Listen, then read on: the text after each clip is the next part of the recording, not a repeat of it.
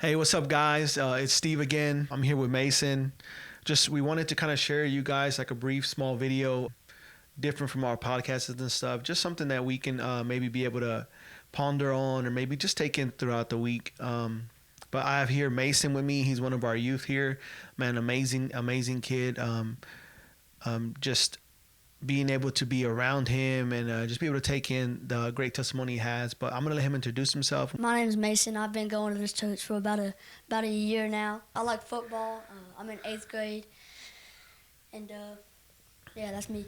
Hey, Mason. Kind of to touch in on things, man. I know you've been going to our youth now for about kind of the beginning of summer, right? You've been able to go camp with us this year, and camp was amazing. So, speaking of that, like I just wanted to know, like, what was your take on camp? Like, how did you feel going into it, but how did you leave coming out of it? You know? So going into camp, I was excited, but I didn't know how I was going to be moved at that time.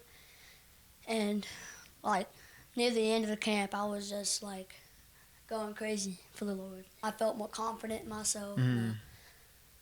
I felt like I just knew the Lord more. That's awesome. That's good. I know we say this a lot at youth, and something I take from Pastor Manny, and I think it's great to be able to put that in y'all's and mine and y'all's hearts and knowing this. But I always say, like, you never truly know who you are in life until you know whose you are, and it's when you know whose you are is whenever you're able to know who you are.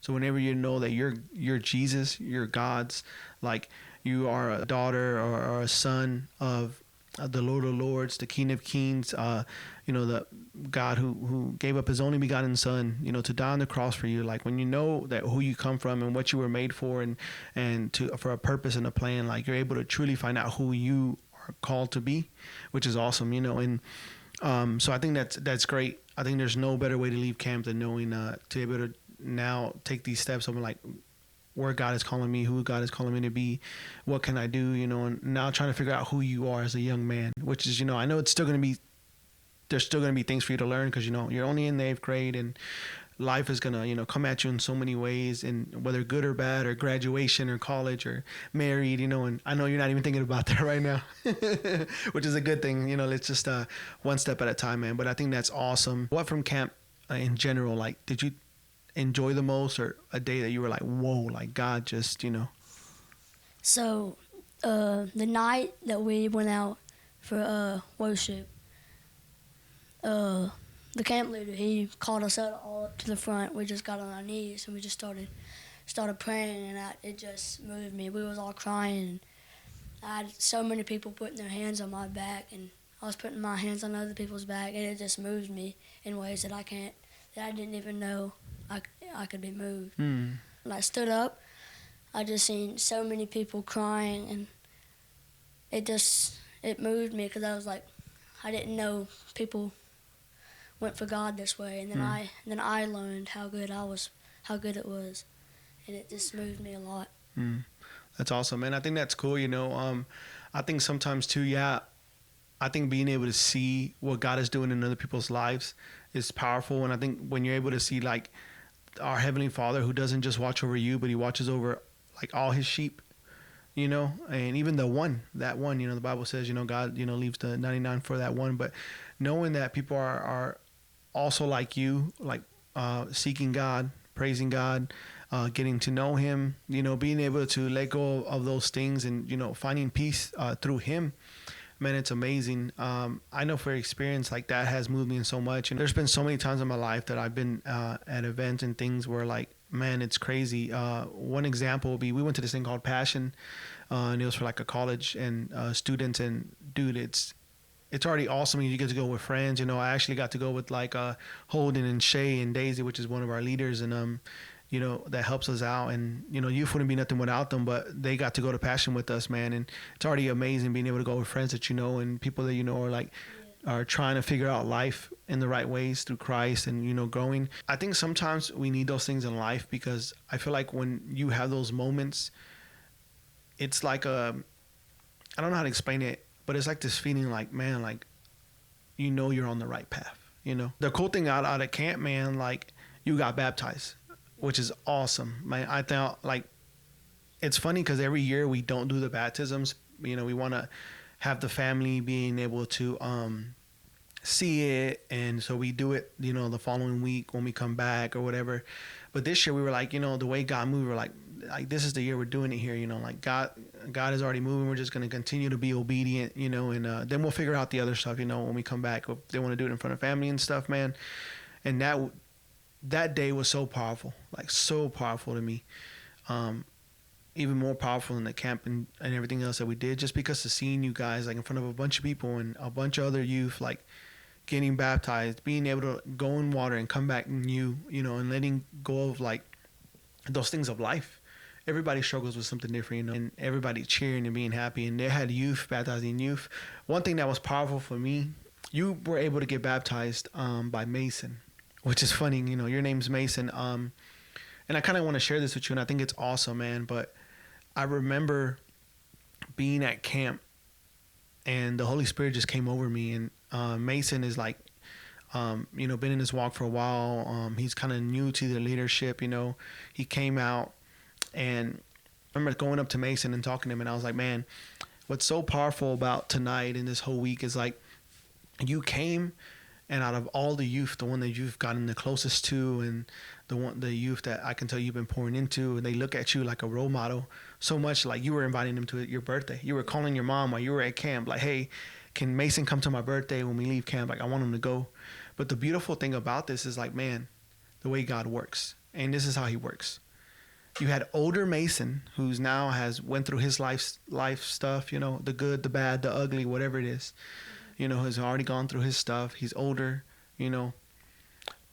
But God is so powerful that he takes the older Mason, who has been through his life struggles, and is seeing where God has taken him, to now being able to pour into the younger Mason. So the younger Mason can learn and maybe not make the same mistakes that older Mason made. And that's how powerful God is. It's just amazing. So much glory. It's so much power.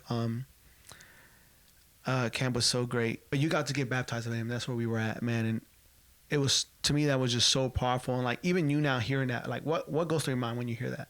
When I first met Mason, I didn't even know his name. He was out fishing, and I walked up and asked if I could fish, and we just started talking.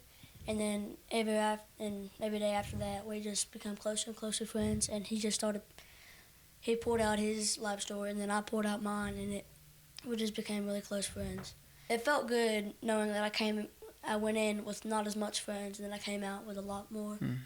Walking out in that water when I was being baptized, it was just, as soon as I touched that water, I knew I was going into a life that I would love. And I just went out there, and then I seen Mason. Mason came walking up, and then I was like, yo, you're the one baptized me? And he said, yeah. And then we went from there. I got up and I hugged him after the baptism and stuff. And then we came back from church, and we did it again in front of all the family. Mm-hmm. And it was just really powerful. Yeah, that's awesome, man. I think that's great. I think what's so great, like, they say discipleship is like a double-edged sword, like, as you're being sharpened, so is he. So as much as the impact it was in your life, I know you are such a more impact in his life. I can say that too, and I can say that for the leaders. Like, people look at us like we're a blessing to y'all, but they never realize how much more of a blessing you guys are to our lives. I know for me, for sure, like, if it wasn't for so many things, being able to interact with you guys and seeing you guys grow and seeing what God is doing, like, I know without that, like, I don't know, I just feel like this journey would be different. I'm not saying that it wouldn't be great or anything like that, because I know who my God is, but man, like, being able to experience this every Wednesday or every Sunday or whatever, man, like I'm just in awe and thankful of God that he took me from this life of sin and all these things and gave me the opportunity to, pour into you guys, but also gave me the opportunity to just see you guys grow and just pursue Jesus. Like, oh man, it's so great. Like, I wish when I was young, I was like you guys, on fire. And, we're kind of jumping into the topic of like a blessing, and I kind of just wanted to talk about this a little bit, but it's even crazy, man, because like even you have been such a blessing to me. You know what I mean? I don't know if you see that way. I don't know if you're like, oh, I don't know. I didn't know I was a blessing to Pastor Steve or whoever. But I remember there was one night we had a testimony that Wednesday. Like, I left like thankfulness and blessed, for what I have. and thankful for Jesus, not because of what I said or whatever, but man, I remember that night we asked a question and we were talking about just being blessed in life, and you said something which was so powerful. Um, and I'll let you go more into depth on it, but I remember you were like, man, like you shared your testimony about your father, and then you talked about how you lost him at a young age. How old were you, if you don't mind me asking? I was around the age of 8. 8. Okay, so and how old are you right now? I'm 13. 13. So it's been a while, man, and I know that's not easy. It's funny because I was talking to Pastor Manny a while back, and I was telling him how like I could only imagine how he felt through the things that he had to go through, and the loss of his father. I remember I told him, I was like, I sometimes go through my battles, and there's moments where I cry for a father I didn't know. So I can only imagine the pain of losing a father that you didn't know who loved you. Ah, man. And I can only imagine how much the battles in life, how hard it would be to have to go through that. And to hear you say, like, even though I lost my father at a young age, like, I'm blessed. I was like, wow. You were like, I'm blessed because, like, even because of that, like, I'm blessed. I have a home, I have a mother. I have people around me who love me. I have a God that you've been able to grow and to know. And you were like, and I'm blessed because of that. And that night, I remember I went home and I was just rocked. I was like, I just sat on my couch like, wow, because I know there's times that we can go through things and we're like my life maybe not the best, or it's a little, whatever. But honestly, like, we have it good a lot of times, Yeah. But I'll let you kind of just dive into that if you don't mind, sharing the testimony of that. A couple weeks after the funeral, I started going to my grandma's house, and she was like, she loved God. She read the Bible so many times I can't even count. And she just moved me to go to God. And then I came home and I was just kept on asking if we could go to church. And then we moved to Texas, and we found this church, and it was amazing. But my grandma moved me to become who I am today. That's awesome. And I think that if my dad didn't pass away, that I probably wouldn't be here right now. I would be closer to God, but I wouldn't be what I am right now. But yeah, I probably wouldn't even be in Texas right now, if I'm being honest. But when my father passed away, it was just I was depressed. I couldn't do anything. I couldn't move. I didn't want to go outside. And then I went to my grandma's, and she moved me.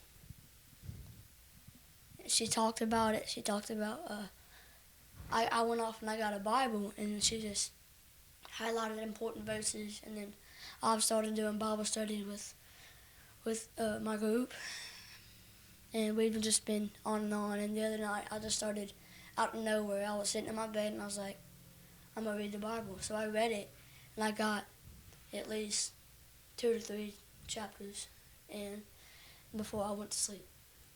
It was like 8 o'clock, and I just started reading. That's awesome. What would you tell anybody if they were struggling or going through something like that? And like, if you were to have to describe somebody, like, who God is, in the midst of your storm or your struggles or whatever, Yeah. So I know somebody at my school who lost their mom, and I've been talking to them about how to get through it. They just recently lost their mom, and I was talking with them, and she was like really, really sad. I hardly hear her say a word every time, but I can tell she's gotten better, and I just told her to just turn your life to God, and it'll make it better, and so I think she's gotten better so far. That's awesome. So you would say you're blessed? I'm blessed. Man, that's awesome. And I'm glad that you're able to share that, because I know there's so many other people who probably even older, or even at your age or whatever it may be, like probably going through the same, struggles of loss and, and of a loved one, and or just anything in general, man. And I know, like, to be able to hear, a young man like you, like still pursuing Jesus, and you know, like you said, you were depressed, you didn't want to do nothing, but being able to, you know, through God, man, just continue to seek Him and enjoy life, you know. And what is just something you want to tell somebody that's watching this, you know? Yeah. So like if you're struggling and this is your first time at youth, I would say to start coming more often because it helps being able to get out. And sometimes you'll be able to get on stage and share your testimony like I did, and you'll be able to see other people's testimony, and it's just powerful seeing how God moves.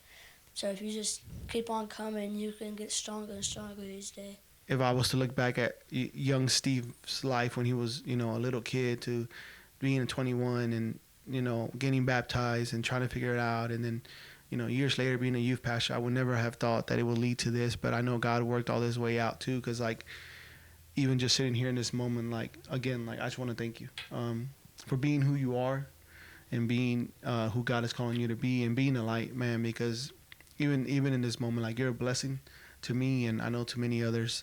So I'm thankful for this conversation. I'm thankful for us to be able to sit down, man. And I'm just praying that God just continues to move in so many ways through our youth, so many ways through you, and that the cool thing is who God already has you now is not over. You're going to continue to grow, and your story is going to continue to touch millions and million more people, you know, every person you come in contact with. So, man, thank you again. If anybody's looking for a place, you know, we have church service here Sundays at 10 o'clock. It's just an amazing place to come worship, reach. You know, our motto pretty much is worshiping Christ, you know, reaching God's people and then equipping them to go out and, you know, just to be a light or to make disciples. And, you know, I just think this is an amazing place as a church to be able to have community, to be able to grow with people, to be able to just go through life together, man. I know I wouldn't be who I am if it wasn't for this church and the amazing people that we have. And then we have youth every Wednesday, 6:30 to 8 o'clock. It's 6th grade to 12th. We have camp coming up, which I know you're excited about, January the 3rd and the 4th, which is Friday and Saturday, and we'll come back on Sunday. Anybody's interested in that. But other than that, man, thank you guys for tuning in. Mason, thank you again for all that you do. Before we let out, anything you want to say real fast? When I was sitting in my room, my mom asked me if I wanted to go to my grandma's, and something just motivated me to go down there. I was sitting in my bed and I was like, you know what, I should go. So I built up the confidence and I went, and it just changed me because my grandma, she's